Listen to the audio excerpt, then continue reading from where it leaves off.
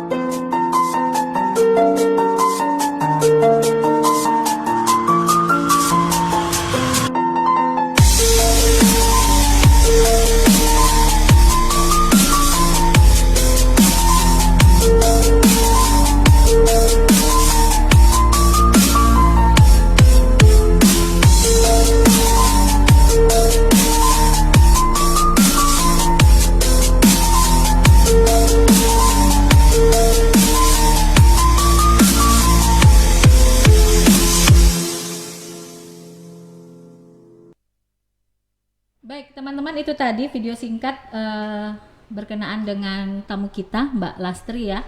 Mbak Lastri, kita kan kenalan dulu nih ya. Mbak Lastri ini lahir di Lampung ya Mbak, kemudian lama di Jakarta merantau. Dan Mbak Lastri salah satu perempuan yang menyelesaikan sarjananya S1-nya di UI Ilmu Sosial Ekonomi. S1 di IPB. Oh, S1-nya di IPB, oh maaf, dan S2-nya Ilmu Komunikasi di UI ya. Nah ini kan banyak cerita nih, bahwasanya Mbak banyak punya kegiatan ya di Jakarta ya, dengan ibu-ibu di Tangerang Selatan tuh. Nah Mbak sendiri gitu melihat, oh sekarang kan memang era milenial, kemudian juga digitalisasi, perempuan juga dituntut untuk berperan atau katakanlah mengambil peran dalam membangun peradaban gitu. Nah Mbak Lastri sendiri melihat tantangannya sebagai seorang ibu, kita bicara dulu ibu ya, karena peran perempuan kan juga sebagai ibu. Seperti apa sih gitu dalam katakanlah mencetak generasi yang harus kuat, harus paham teknologi gitu, karena ini dituntut untuk di peradaban kita sekarang inilah khususnya. Mbak Lastri sendiri gimana melihatnya? Yang pertama saya mengucapkan makasih banyak banget nih ke Mbak Ika dan teman-teman di Senyawa TV. Saya diundang ke sini, senang banget bisa ketemu, walaupun mungkin kita belum bisa ketemu dalam jumlah yang banyak ya. Melalui Senyawa TV ini insya Allah bisa menyapa teman-teman yang di Binjai semua. Kita berdiskusi bersama-sama di sini, saling bertukar ide-ide, pemikiran-pemikiran kita ke depan. Makanya saya pertama senang banget bisa diundang ke Senyawa TV.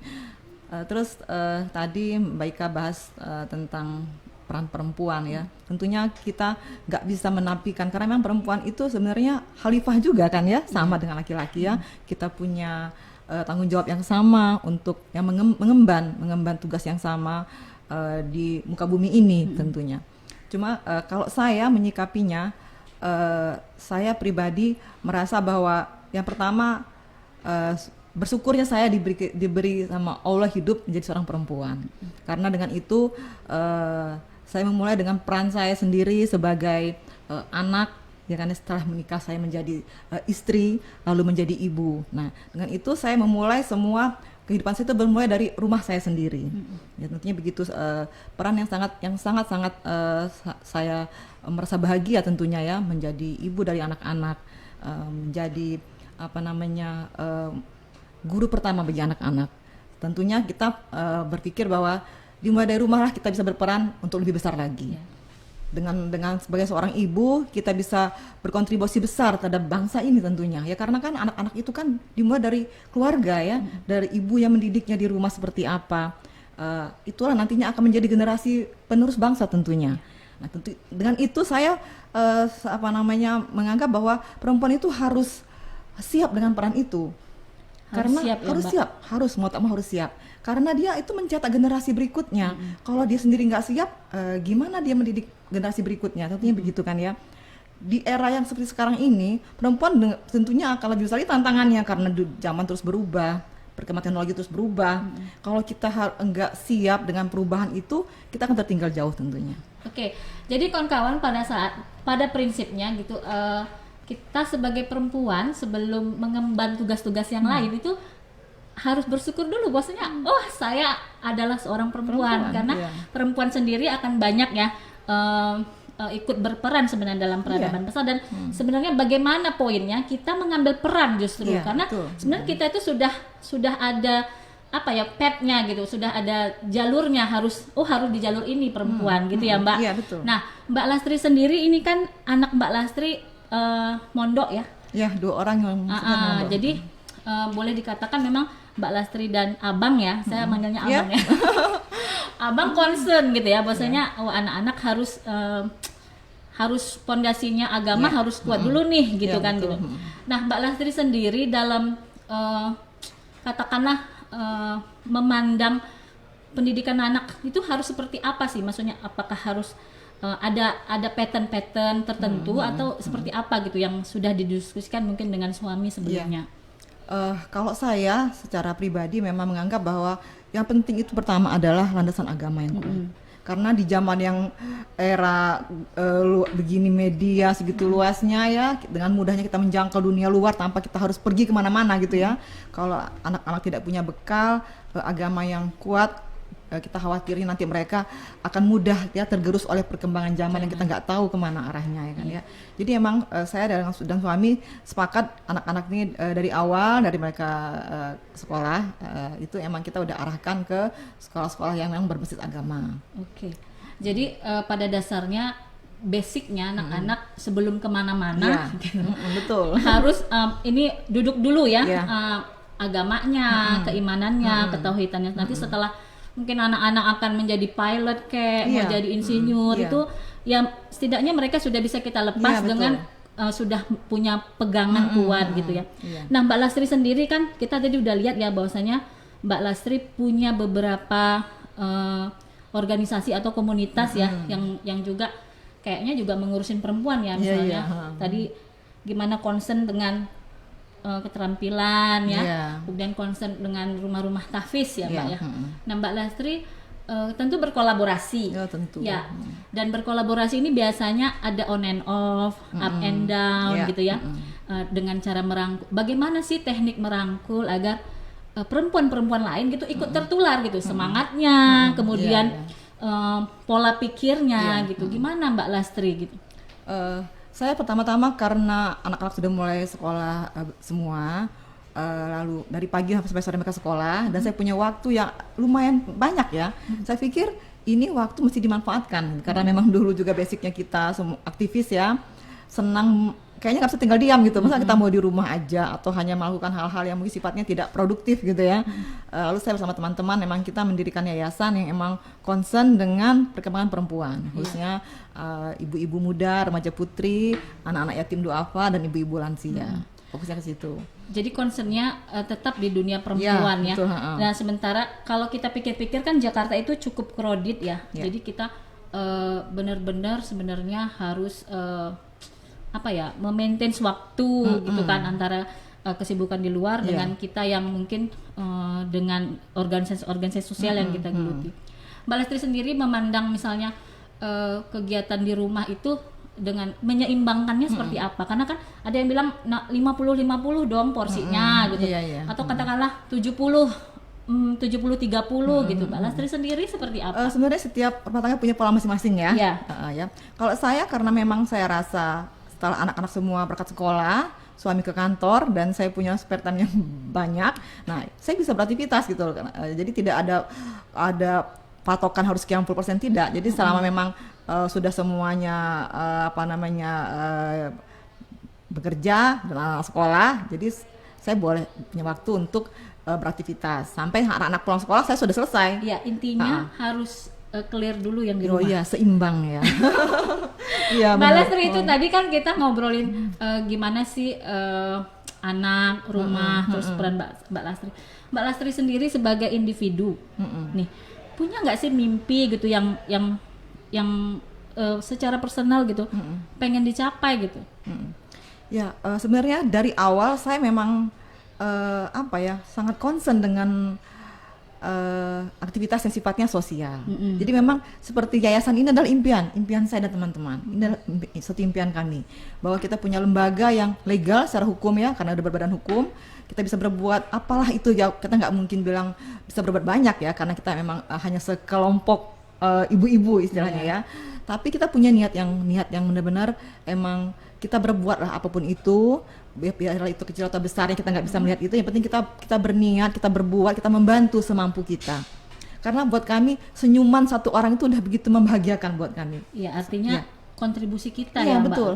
Apalagi kalau misalnya kita lihat potensi perempuan ini sebenarnya banyak. Banyak, iya. Tapi mungkin tidak tidak disentuh, tidak dilakukan. Tentunya semua orang tuh punya potensi masing-masing ya. Semua orang berpotensi pastinya. Jadi kalau Mbak Lastri sendiri gitu misalnya, Mbak Lastri sendiri terlepas dari bahwasanya Mbak Lastri adalah seorang istri gitu, secara personal dan individu Mbak Lastri kan memiliki keyakinan tentu ya, bahwasanya kalau kita develop dengan baik, improve dengan baik, perempuan itu bisa maju dong pastinya. Nah untuk itu teman-teman semua, bahwasanya sebagai perempuan walau mungkin kita punya mimpi-mimpi secara individual atau katakanlah personal, terlepas dari kita seorang istri, seorang ibu, sebenarnya kita harus paham dulu bahwasanya ada loh tugas-tugas yang memang harus kita prioritaskan, kemudian baru kita ke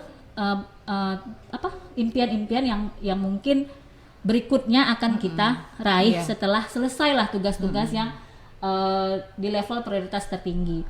Nah, Mbak Lastri sendiri melihat Binjai itu seperti apa sih? Buat saya Binjai kota yang menarik ya, karena dekat dengan pusat kota, yaitu ibu kota provinsi ya, sangat dekat. Jadi saya pikir seperti halnya kota-kota penyangga yang di Jakarta, menyangga Jakarta itu banyak kota-kota di sekelilingnya itu harus bisa menjadi kota yang maju. Kayak Bogor ya? Iya, Bogor, kami di Tangsel ya, itu kan kota penyangga ya. Nah, saya melihat Binjai itu seperti itu, sebuah posisi yang emang letaknya itu strategis karena dia penyangga kota besar ya. Nah, maka menurut saya potensial sekali sebenarnya. Oke, Mbak Lastri sendiri kalau Binjai anak-anak sendiri gitu, responnya seperti apa sih melihat Binjai? Karena ini kan beda ya. Kalau Tangsel itu kan kita tahu lah seperti apa gitu kan. Kalau Binjai kan memang lebih apa ya? Tidak riweh gitu, bahasa Sundanya tidak riweh, tidak macet gitu ya, tidak macet gitu kan, di mana-mana kesana kemari mudah dijangkau gitu. Mbak Lastri, kalau anak-anak ada komen nggak sih seperti apa? Sejauh ini sih mereka oke-oke aja ya, justru mereka senang karena maksudnya tuh gini, banyak pemandangan yang sampai nggak pernah lihat di sana. Oh, ternyata di sini masih banyak sawah ya, ada kebun-kebun yang dilihat ya gitu ya, luas melihat masih banyak tanah-tanah yang luas, masih banyak hewan-hewan piaraan yang bisa dipelihara gitu ya. Jadi seperti kalau kita kan waktu itu kan kalau tinggal di sana kan harus menunggu weekend, nunggu libur baru kita mencari udara segar, mencari daerah-daerah yang agak-agak luas gitu ya, banyak sawah. Kalau di sini tuh setiap hari bisa kita lihat gitu, dengan kita muter aja tuh bisa kita ketemu sawah, melihat binatang piaraan tanpa harus jauh-jauh gitu. Nah, itu kan anak-anak dan Mbak Lastri kan kita berharap udah ketemu ya chemistry-nya, mana tahu nanti juga akan dinobatkan untuk memimpin ya kan, Binjai 5 tahun ke depan. Nah, Mbak Lastri sendiri melihat kontestasi politik seperti apa sih di kota kita, di Binjai khususnya? Ya menurut ini saya, kan ada banyak nih titik banyak titik. Nah, kalau di Binjai sendiri seperti apa? Ya, sebuah persiapan perhelatan politik yang menarik sebenarnya ya, karena memang ada 3 kontestan yang semuanya berjuang ya, berjuang untuk menarik simpati dari masyarakat tentunya ya. Eh, jadi tinggal gimana masyarakat memilih mana yang sesuai dengan hati nurani, yang mana yang sesuai dengan apa yang mereka harapkan ke depan seperti apa. Saya pikir begitu ya. Jadi Mbak Lastri kan udah S1 di sosial ekonomi nih. Kita bicara Mbak Lastri dulu nih, sosial ekonomi, kemudian melompat ya ke komunikasi gitu. Sebenarnya sih nggak lompat juga, karena saya sosial ekonomi itu komunikasi Oh, pertanian. gitu. Jurus Program studinya komunikasi pertanian. Nah, Mbak Lastri nanti kalau misalnya di Binjai lah, berstatus sebagai warga Binjai, gitu. Kira-kira yang ingin didevelop apa? Keperempuanan ya, ini kan tentu perempuan. Seperti apa? Karena saya emang dari awal tuh concern ke perempuan, tentunya saya akan tetap di situ ya. Maksudnya saya emang lebih merasa enjoy kalau saya mengurusi isu-isu yang berurusan dengan perempuan, anak-anak dan lansia. Karena emang saya sudah itu yang udah saya lakukan selama ini di sana ya. Jadi saya sudah terbiasa membahas isu-isu yang berseputaran perempuan dan anak-anak dan orang tua. Nah, menurut saya di mana-mana kan permasalahan itu nggak jauh berbeda ya. Sebenarnya perempuan itu menghadapi hal-hal yang sama, tidak jauh berbeda. Kita menghadapi di rumah, kita menghadapi hal-hal yang sama tentunya, emosi-emosi dalam rumah tangga, lalu menghadapi anak-anak ya kan. Menurut saya di kota-kota mana pun akan sama.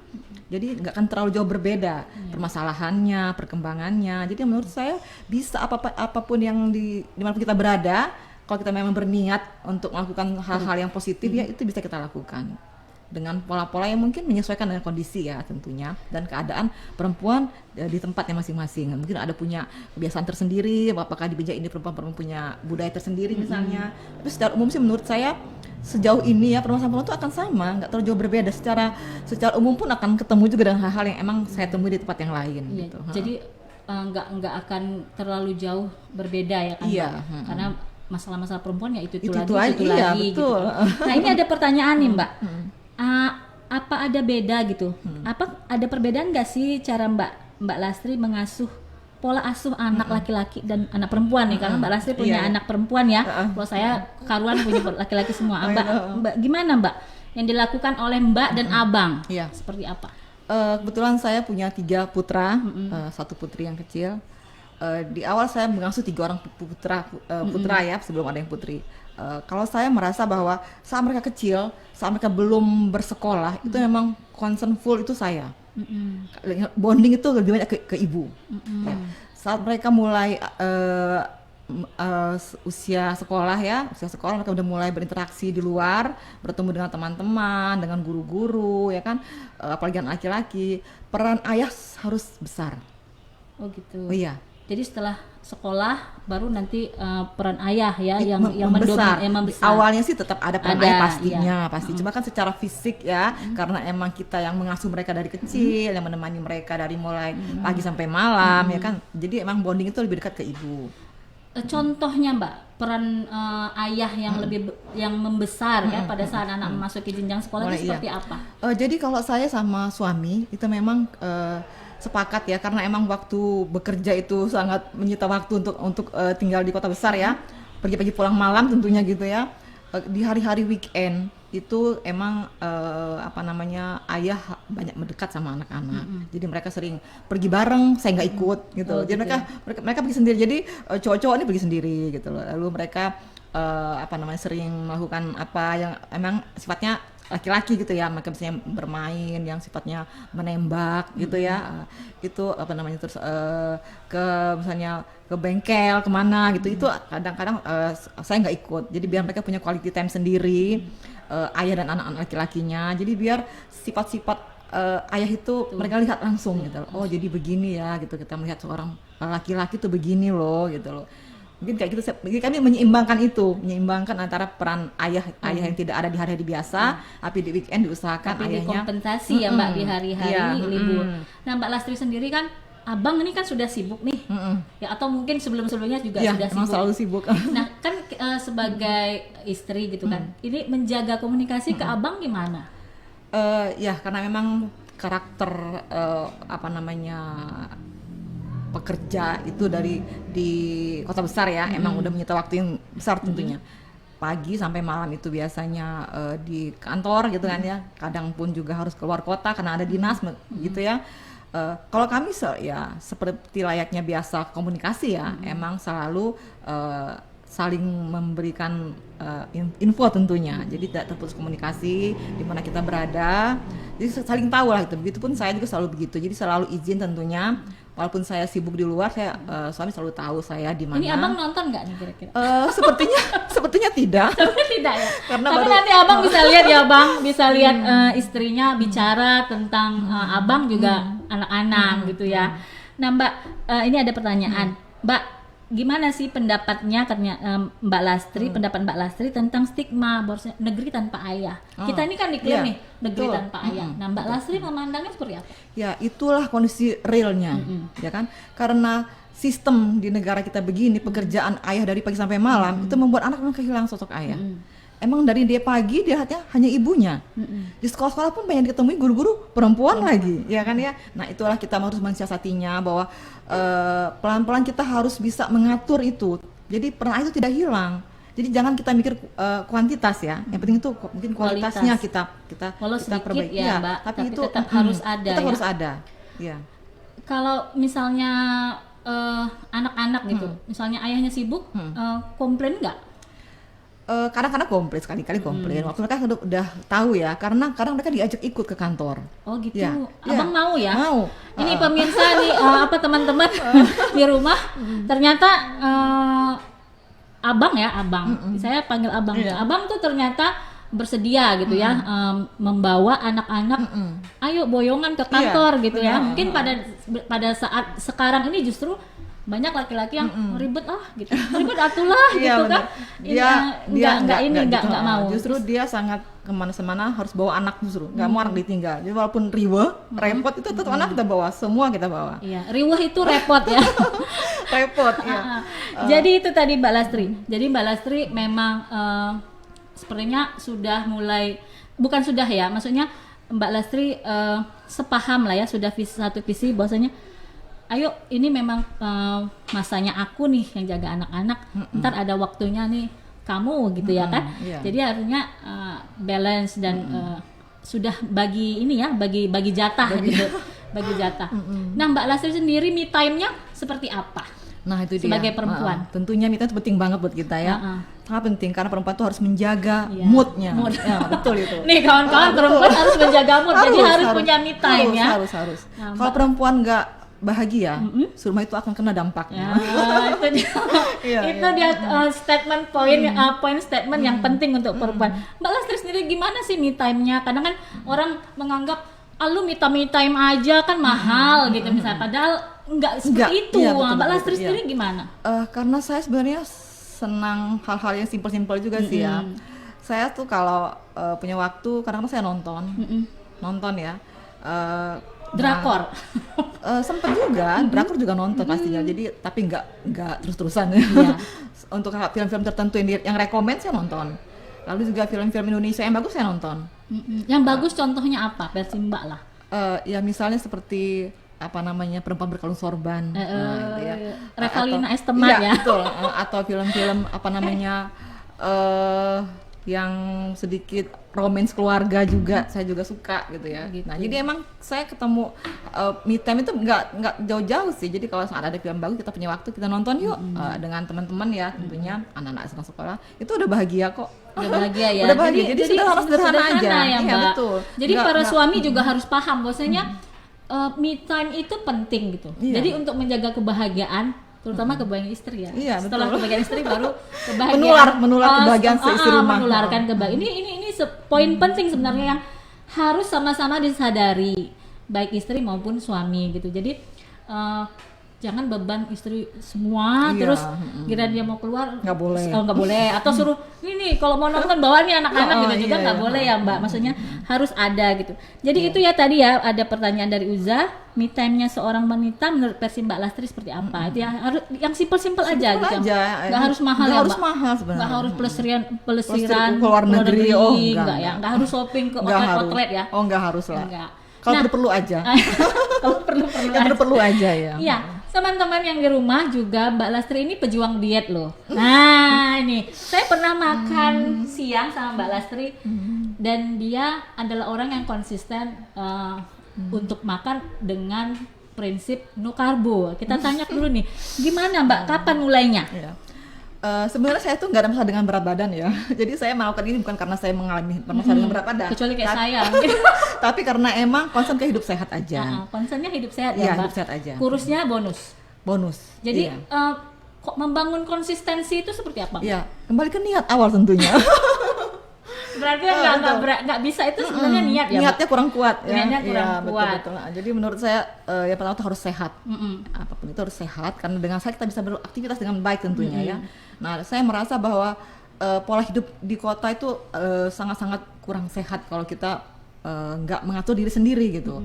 Jadi kadang-kadang kita keluar itu makan itu tentunya dengan menu-menu yang di luar yang kadang-kadang saya khawatir dengan diri saya sendiri gitu ya. Duh, kalau nggak dijaga nih kayaknya bahaya juga nih karena mungkin udah umur bertambah, pola hidupnya nggak berubah harusnya. Wah, nanti khawatirnya kita menuai penyakit ya di kemudian hari. Makanya saya memang sudah cukup lama, sudah mungkin 2 tahun lebihan ya, emang saya mengurangi konsumsi karbo dan gula gitu. Jadi kalau ngejus no sugar. No sugar. Bukan less sugar ya? Enggak. No sugar.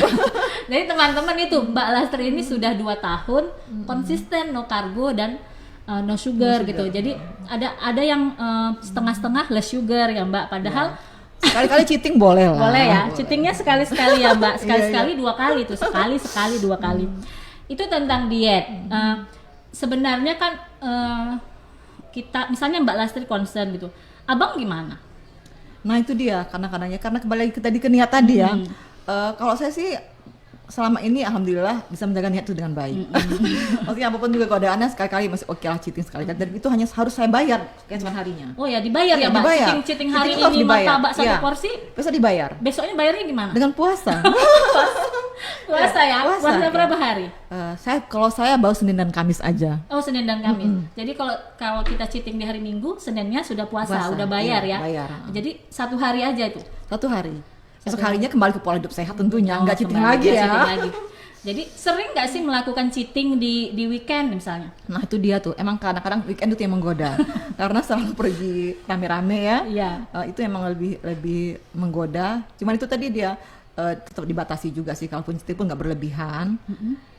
Dan segera dibayar dengan puasa. Gitu ya. Mbak Lastri, Jakarta itu kan termasuk kredit. Sering nongki-nongki nggak sih sama teman-teman yang katakanlah bukan maksudnya saya bicara sosialita, maksudnya say hello, Oh, punya ini nggak sih punya waktu khusus gitu? Iya, iya. Itu gimana? Kami di Tangsel itu alhamdulillah sih kondusif ya, nggak se-crowded Jakarta tentunya. Tapi tempat-tempat untuk nongki itu sangat banyak. Kita tuh pokoknya gini ceritanya, sudah pagi ngedrop anak sekolah, kita free. Oh, gitu. Nah, iya. Jadi kita bisa nge-brunch bareng dengan teman-teman. Sekedar sarapan, tapi tetap aja kita ngobrolnya nggak kemana-mana ya. Karena teman-teman komunitas itu pun emang teman-teman saya di yayasan. Jadi kita memang tetap, jadi kalaupun ngumpul tuh ngobrolin program kita, kerjaan kita. Jadi mungkin tempatnya yang berbeda karena kita di kantor di yayasan, hari tertentu kita punya jadwal meeting tertentu, emang kita wajib ngumpul di kantor. Lalu tapi selebihnya kita baru ketemu di luar ya, bervariasi lah ya supaya nggak bosen juga ya. Kita jadi kadang kita makan siang di luar, kita ngobrol bareng, itu tetap ada tentunya. Iya. Jadi nggak menampikan untuk kita me time di luar dengan teman-teman ya. Tetap ada porsinya. Tetap ada ya porsinya. Kan Mbak Lastri banyak nih misalnya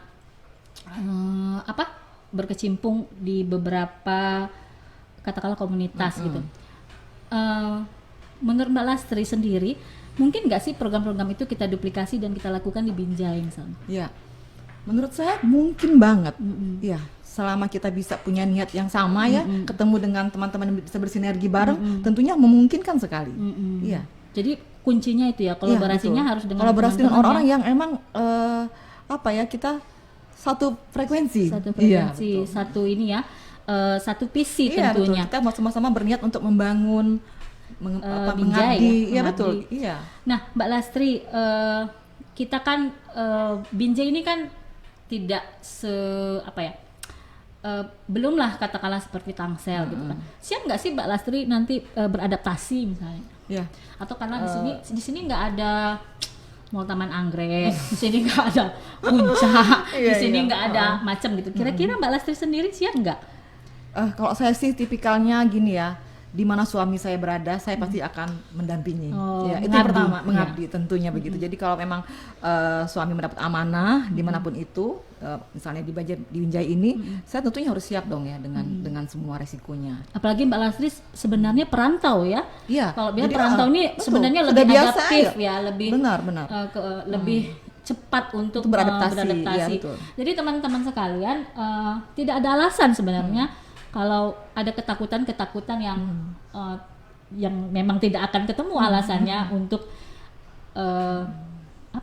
tidak memilih misalnya gitu ya.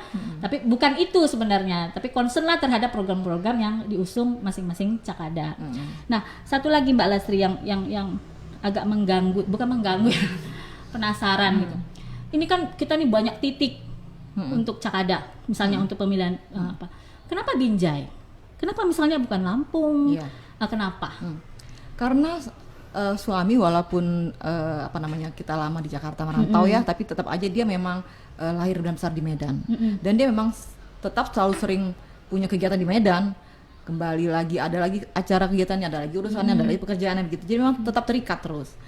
Sementara untuk Binjai, karena dia punya keterikatan yang sebenarnya sangat kuat ya dalam dirinya ya. Karena dulu dia pernah menjadi guru di SD di negeri di Binjai ini sebelum dia ke Jakarta. Sebelum menjadi perantau. Iya, sebelum dia kuliah di Jakarta, dia pernah kuliah di IKIP Medan, lalu dia pernah mengajar di sini di Binjai ini. Saya pun begitu pernah 16 tahun yang lalu saya ke Binjai. Oh ya, tak pernah menyangka kembali lagi ke sini. Iya betul, saya pernah ke sini. Jadi sebenarnya teman-teman, Binjai ini punya chemistry tersendiri untuk keluarga Sori Alam gitu ya. Di samping mungkin suami Mbak Lastri adalah orang Medan yang kemudian PPL kalau saya nggak salah ya Mbak. Jadi guru di PPL sini.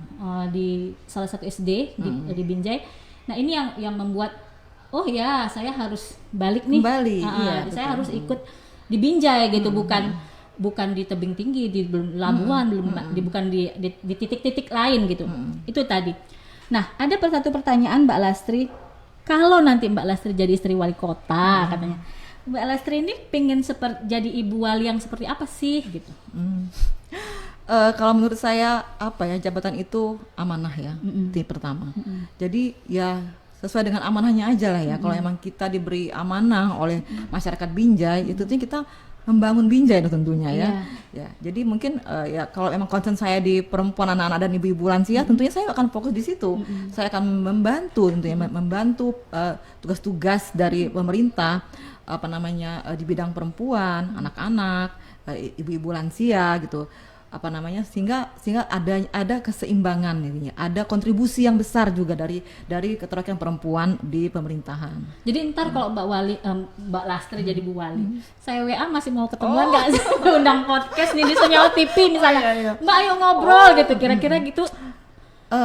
Saya dan suami itu tipikal ini ya, dari dulu kita aktivis ya, dan biasa santai gitu ya, nggak terlalu gimana ya dengan embel-embel jabatan gitu dengan ya. protokol ya betul. Kami lebih senang sebenarnya santai aja lah ya, nggak terlalu ribet gitu ya sesuai dengan porsinya aja lah ya, tentunya. Jadi, tentunya saya akan senang sekali karena kan kita bisa berkolaborasi ya Mbak. Perlu banyak orang seperti Mbak Ika, perlu banyak sekali. Oh iya dong ya kan ya, kalau sendiri nggak mungkin bisa Mbak. Harus banyak di semua titik, harus ada perempuan yang emang concern terhadap. Jadi kita bisa saling bersinergi, akan menjadi besar tentunya kalau kita bersama-sama kan ya. Amin ya. Itu tadi ya Kak Epi, kata Mbak Lastri, dia ini pengen jadi ibu wali kota yang nyantai-nyantai aja gitu. Jadi kapan kita WA, ayo kita podcast ngobrol gitu. Mbak Lastri akan oke aja. Senang hati ya. Mudah-mudahan akan tetap seperti itu ya, tidak ada yang berubah cukup besar. Nah, Mbak Lastri, saya kepengen tanya gini. Jika nih kita ngobrol kan, kita kan harus balance ya. Jika tadi menang, bagaimana kalau seandainya kalah? Seperti apa? Akankah kita tetap say hello misalnya? Iya dong ya. Akankah tetap kembali ke Binjai untuk hal-hal yang mungkin Binjai perlu nih misalnya gitu, perlu Mbak Lastri dan Abang misalnya. Mau nggak sih tetap datang? Ya tentunya kembali ke niat awal ya, bahwa memang kita memang kesini dengan tujuan yang ingin mengabdi ya, ingin mengembangkan. Kita punya ide-ide loh, kita punya mimpi, membangun seperti ini, punya itu kan yang kita bawa ke sini ya. Ya kalau memang ternyata Allah tidak berkenan, ya tidak apa-apa buat kita. Mungkin ada tempat lain buat kita yang lebih cocok yang Allah takdirkan ya kan ya. Tentunya kami akan terus bergerak, terus melakukan aktivitas yang seperti biasa kami lakukan tanpa merasa bahwa harus berhenti kan, nggak harus begitu kan ya. Nah, saya pikir begitu, nggak ada masalah dengan hasil ya kan, itu kan Allah yang punya kuasa ya, kita hanya berjuang, berusaha, berdoa ya kan ya. Itu semua hasilnya tentunya Allah yang menentukan. Ya, jadi intinya menang kalah Mbak Lastri akan just do it again. Oh iya, ya, tetap beraktivitas. Hello, tentunya gitu dong. Ya. Tetap akan berkabar. Kan bersilaturahmi itu sangat bermanfaat ya. Nah, jadi nggak mungkin dong kita putus komunikasi hanya karena nggak putus silaturahmi hanya karena status ya. Ya, walaupun nanti pekerjaan. sudah harus stay di Jakarta di Tangsel ya, sesekali mungkin kita bolehlah misalnya Mbak Lastri kita perlu ini nih, mau dengan senang hati, gitu senang ya, hati. tetap ya. Jadi intinya mengabdi teman-teman. Jadi kalau kita mengabdi ya jabatan hanya tinggal jabatan gitu, karena kita concern terhadap kata mengabdi. Nah, kita akan dengar closing statement dari Mbak Lastri sebelum kita tutup acara ini. Seperti apa sih yang ingin disampaikan menjelang Minggu Tenang? Silakan Mbak Lastri. Iya, dari saya sebenarnya kami dengan niat yang tulus dan baik, dengan segala niat yang ingin membangun, membagi semua ilmu yang kami punya di luar sana, hasil sekolah kami di luar sana, mungkin ada manfaatnya untuk membangun Kota Binjai. Dan itu kami ingin mengabdi di sini gitu ya. Insya Allah kalau memang Allah berkenan, para warga Binjai mau bersama-sama dengan kami berjuang gitu ya, kita membangun bersama-sama. Insya Allah kalau memang dia diperkenankan, kami hanya bisa memohon doa dan dukungannya tentunya. Ya, 9 Desember nanti pemilihan wali kota, jangan sampai tidak memilih karena suara itu harus dipertanggungjawabkan, khususnya perempuan jangan sampai tidak memilih. Ya. Ke kamera Mbak, untuk perempuan. Untuk semua perempuan, mari kita bersama-sama bersatu memilih nomor 1 di hari Rabu nanti. Terima kasih. Ya, itu tadi pesan Mbak Lastri ya sebagai sebuah closing statement menjelang kita Minggu Tenang. Nah, teman-teman, sebenarnya masalah kontestasi politik itu adalah hal yang akan bergulir sepanjang tahun. Akan ada waktunya kita seperti itu. Tapi menjaga persahabatan, menjaga solidaritas, menjaga kelurusan niat itu adalah hal yang harus kita bangun sepanjang sepanjang hari, sepanjang waktu. Jadi enggak usah terlalu gerasa-gerusuh melihat kontestasi politik. Nyantai aja kata Mbak Lastri ya kan. Dia pun ingin menjadi ibu wali kota yang nyantai aja. Jangan kita yang justru nggak jadi ibu wali malah kesannya luar biasa. Itu saja merawat percakapan hari ini. Kita berterima kasih kepada Mbak Lastri sudah berkenan hadir, membagi kisah-kisah inspiratif yang pernah beliau lalui dan juga suami beliau lalui. Semoga ada manfaat dari perbincangan kita sore hari ini. Ketemu lagi hari Rabu di jam yang sama dalam program Merawat Percakapan. Salam sejahtera dari saya. Assalamualaikum warahmatullahi wabarakatuh. Waalaikumsalam warahmatullahi wabarakatuh.